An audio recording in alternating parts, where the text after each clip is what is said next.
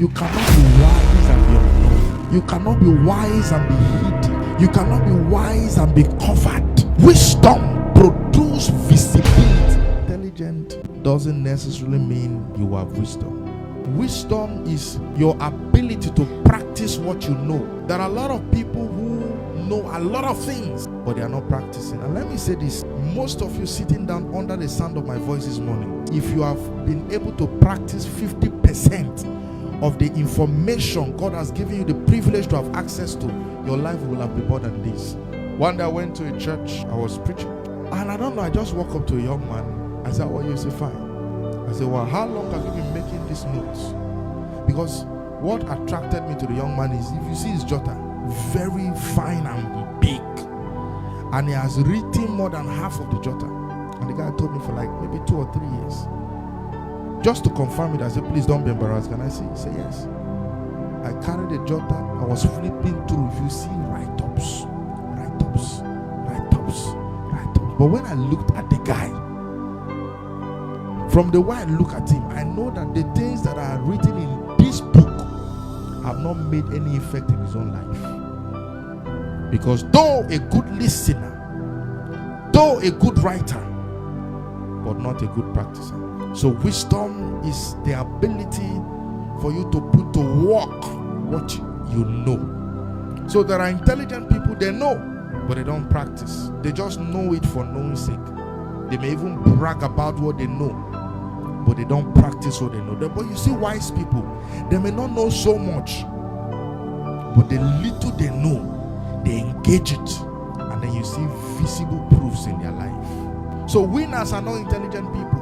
Winners are wise people. That's why we have so many people who have been able to have accomplishment. Some of them didn't go to school, so they didn't have conventional intelligence, but they have wisdom. And now they employ people who went to school and went through the rigors of school, the reading, the assignment, the experiment, the field work. For those of you who have to do field works, the traveling here and there, all of those stress you went through.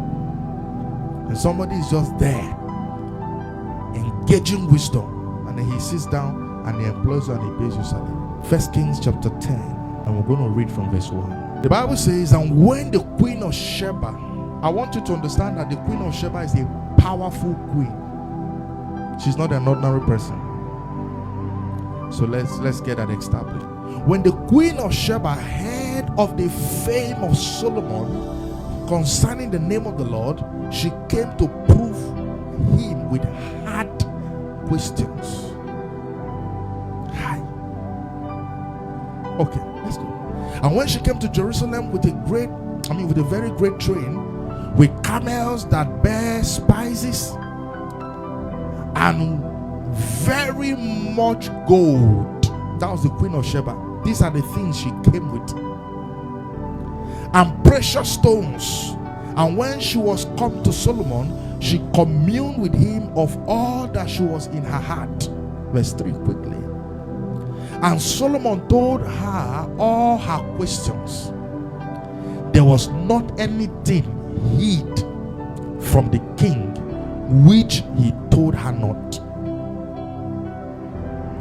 And when the queen of Sheba had seen all Solomon's wisdom, and the house that he had built, and the meat of his table, and the sitting of his servants, and the attendance of his ministers, and their apparel, and his cupbearers, and his ascent by which he went up into the house of the Lord, there was no more spirit in her.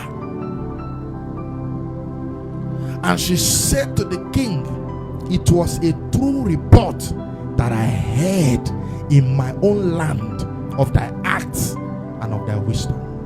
Take me back to verse 1. Let me show you something. We'll leave it at verse 6. I want us to draw lessons. Verse 1. And when the queen of Sheba heard of the fame of Solomon concerning the name of the Lord, she came to prove him with hard questions.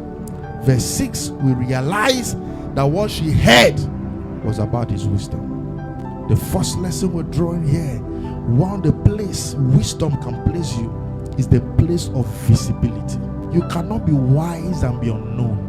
You cannot be wise and be hidden. You cannot be wise and be covered. Wisdom produces visibility. This woman, you see, she came from the east, came from a very far journey. What took the name of Solomon to that far country? Someone say wisdom. I like you to understand that in the days of Solomon, there was no Facebook. In our generation, it is easy to gain visibility. If you're on Facebook, Instagram, or Twitter, or whatever, what are those other platforms now? You can gain visibility. But in the days of Solomon, this visibility was organic. It was nothing to do with technology or human wisdom. It was purely the wisdom of God that gave him fame. And that's why I tell people, thank God for Facebook, thank God for Instagram, and thank God for all the social media platforms that God has given to us. But true visibility doesn't come from those places. It comes from heaven through the instrumentality of his wisdom.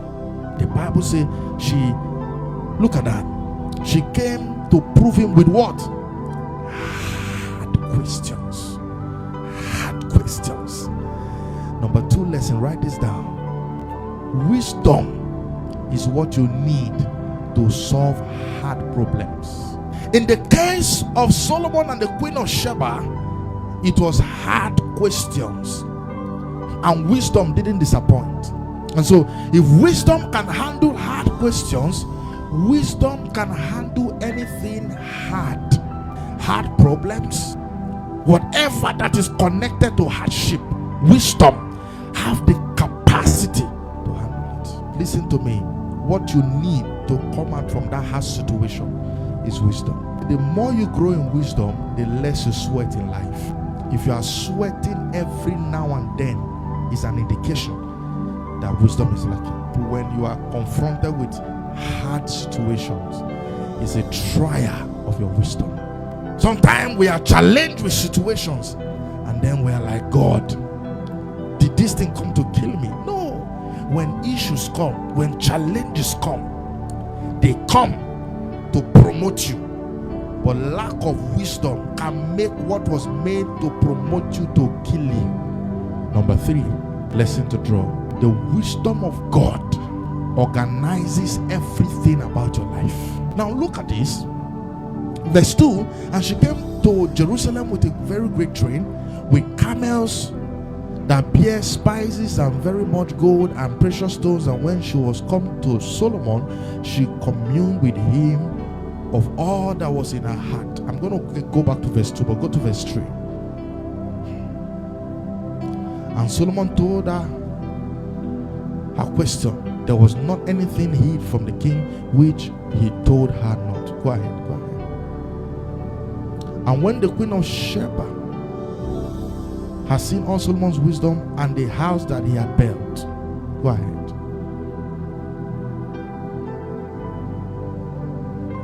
Now, all of you look at this verse 5. Please, I want you to look at the screen. First of all, she saw the house he built. The house he built was a reflection of his wisdom. Now, let's study inside the house. The Bible says, and the meat of his table. The meat of his table talks about the food. So even to the food on his table, the queen of Sheba saw it and took notice of it, because it was done with excellence as a result of what? Wisdom. Didn't stop there. And the sitting of his servants, the way the servants were seated, was a display of wisdom. Did you notice that the queen of Sheba, when she came, one of the things she observed was the sitting, the way they were seated. She took notice. Excellence. Some of you, even to your house, no excellence.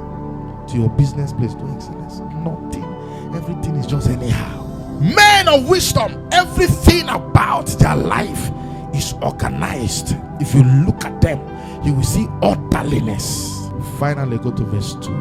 When she came to Jerusalem with a great train, with camels that bear spices and what? Very much gold, and what? Precious stones.